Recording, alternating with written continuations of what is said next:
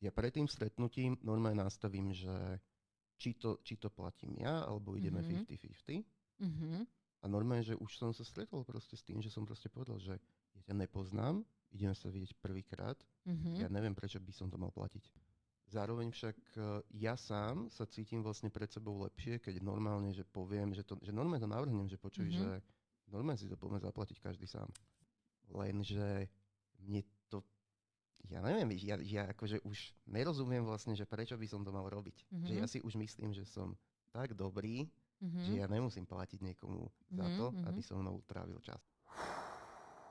Tento pán, ktorého ste práve počuli rozprávať tieto veci, na ktorých neviete, či sa máte smiať alebo plakať, sa volá Feďo.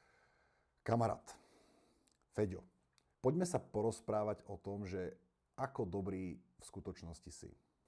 Táto čiara, čo tu vidíš, to je kvalita mužov. Kvalita mužov, hej? Tuto je priemer. Tu je priemer, hej. To mi aj nestačí tabula. Keby som mal ešte o meter dlhšiu tabulu, by som takto ťahal čiaru, ešte meter až 2, až do samotného pekla. A tam by boli zaradení ľudia, ktorí zavolajú dievča von a ešte dopredu sa s ňou dohodnú na tom, že si ten účet rozdelia.